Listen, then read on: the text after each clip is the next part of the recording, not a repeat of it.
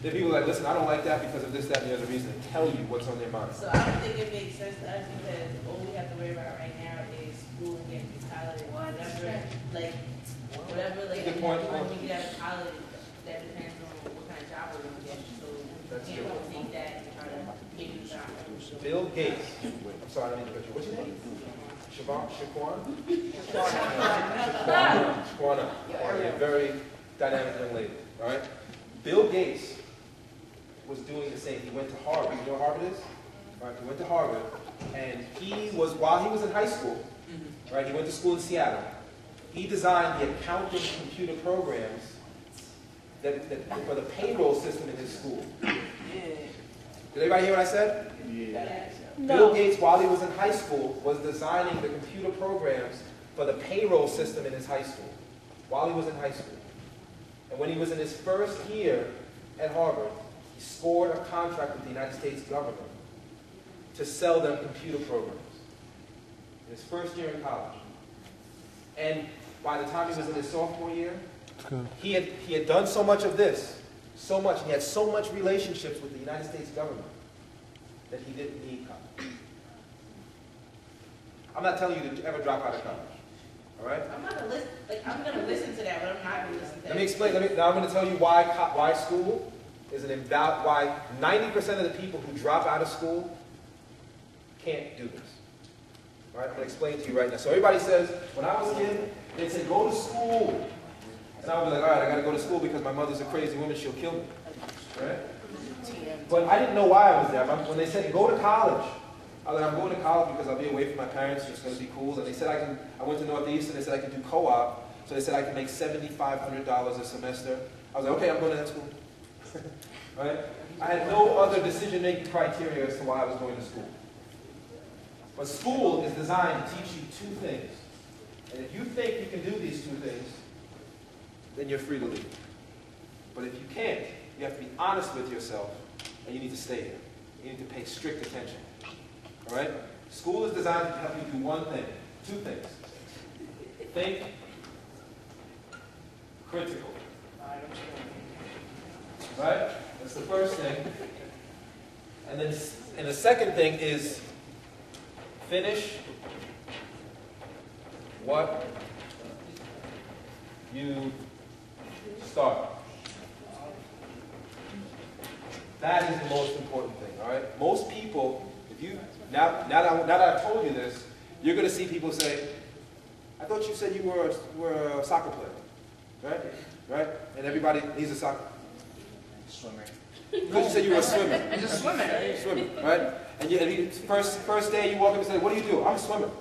Right? When you see me, you think of swimming. That's Michael Phelps. I'm Michael Phelps. You see me, I'm going to be the new Michael Phelps, right? I'm going to bust his records. I'm going to blow his records out. I'm going to get all kind of I'm not going to get caught doing drugs at some stupid party, but I'm going to blow his records out, right? And then next week you come back and say, what do you do? You say, I'm a swimmer.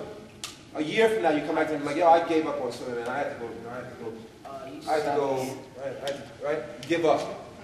It got too hard, and I had to walk to the corner store every day, and I couldn't do it. My feet hurt. I was in too much physical pain. I couldn't finish. Right? This young lady over here, your name again? Shaquana. Right?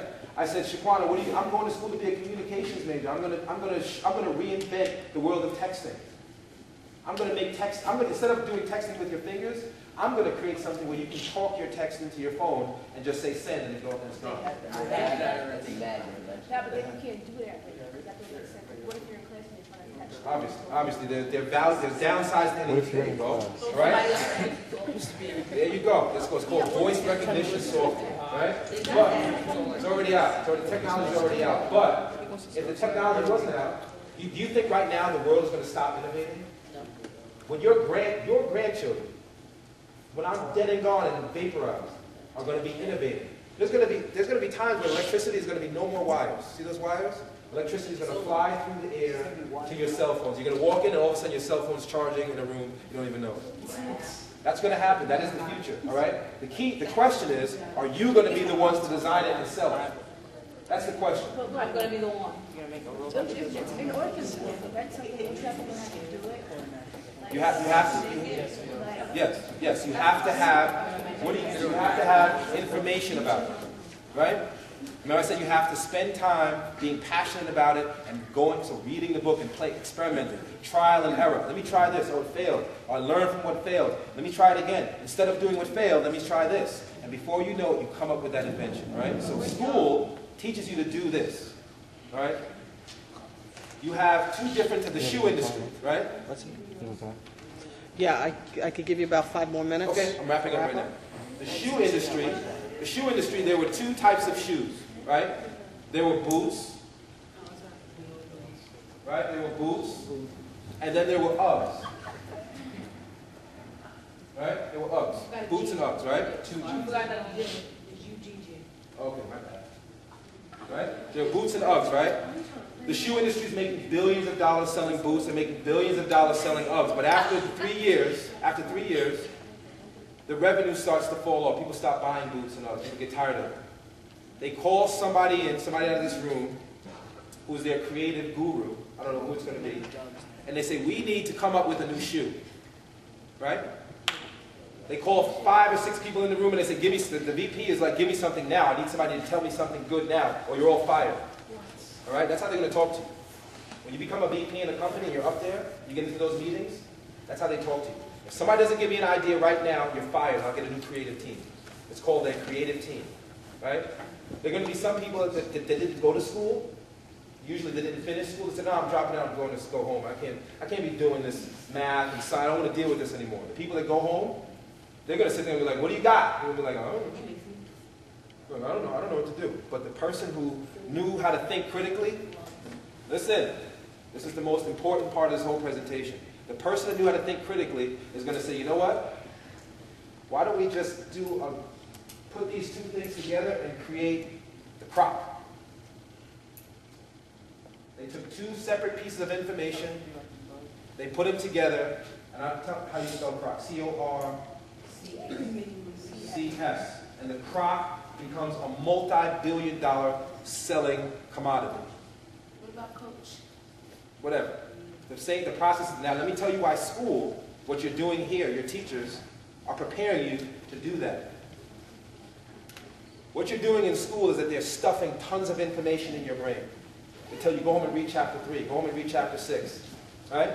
And after they stuff all that information in your brain, they say you're going to have a test on Thursday. And they tell you now to take all that information that you stuffed into your brain and see how talented you are, and compare it to this question. All right? So, what is the difference between blue and black? Exactly. Most people can't do that. That's simple exercise. Most people can't see the differences between things. And that's what school is preparing you to do. It's called thinking critically. And every aspect of school is an exercise, a mental exercise in preparing you to be able to do that. What is the difference between, so hypothetically, 5 divided by 15,000? Right? What's that? Exactly. All right. Then 7 divided by 15,000. Right? All right. Whatever it is. Right. And they say, what's the answer? What's the answer? Give me the answers. And what is this showing you? It's teaching you the difference between when you take 5 and 7. It's showing you the differences. Well, yes. The difference is that exactly. That's right. And that is what school prepares you to do. And if the people who don't, some people might be geniuses, and they might be able to do this without school. Very few people can do that. I couldn't do that. I needed school. But there are some people who think they can do it and they don't need school. 6% of this country 1% of the country controls 50% of its wealth. They stay in school. You can't, if the school doors are locked, they'll kick the school doors down because they know that they need to practice this. You understand? Does everybody understand that? That is why you're here. When a guy goes to the gym and works out, or he does karate or a swimmer, that's his thing. He's exercising that muscle. He or she's you're exercising this muscle for this. Most 90% of the world cannot think critically. And that's why they are useless in the creation and sales process. And that's why companies don't pay the money. This last part is that most people say that even if you have you created your product, right? It's going to take you some time because this formula, information plus commodities plus relationships is equal to success. Everything is happening over this little thing called time. And some people can't take the time. It's too much for them. They get tired. They have ADD. And they can't finish what they start. All right? Does everybody understand this? Yeah. Yes. So why are you in school? Learn how to make our own money machine. Do you believe that this is a money machine? Yeah. No? Well, No, so No. that's our formula to get there. Do you believe that this is actually the layout and a formula for creating a money machine? Do you believe it? Tell me if you don't. Tell me to my face. You believe it's a formula for making money. You do believe that this works. Can you see it happening in your own life? Do you understand why school is important to making a money machine? Yeah, Tell me why. because you need the information that you learn to help you. I can't hear you. Because you need the information that you learn in school to help you. You like want to make an invention that you actually figure out how to work by yourself. What specifically does it do? What are the words? To teach you how to think how. You're right, but I just want you to say one word. To think critically, right? Yeah, you're right. You're right. Okay, that's absolutely right. Okay? And what is the most difficult part of why do people fail? Why do 90% of people fail? Even if they can do this, why do they fail? Because they can't finish. And that's why the question your job employers are going to ask you when you get out there is they're going to say, did you graduate on time? You understand? You don't have to, but you don't. You don't. That's true. All right? But if you graduated on time, it's an indication that you can think critically, quickly, and get to the land of success in the shortest amount of time. You understand? Because nobody wants to wait 800 years to get their $1 million check. They want it now. You understand? Does everybody think this is valuable? yes. Thank you for your time. Thank you. Guys, whoever, listen up real quick. Whoever Mr. Carroll called out at the beginning of the period to read these people, stay behind. Can I talk to you for a second? I'm mad. Calvin Darrington, my boy. Here we go, soccer Hey, player. listen, it's all in this book, so when you see it in the stores, take a look at it. Where's it going?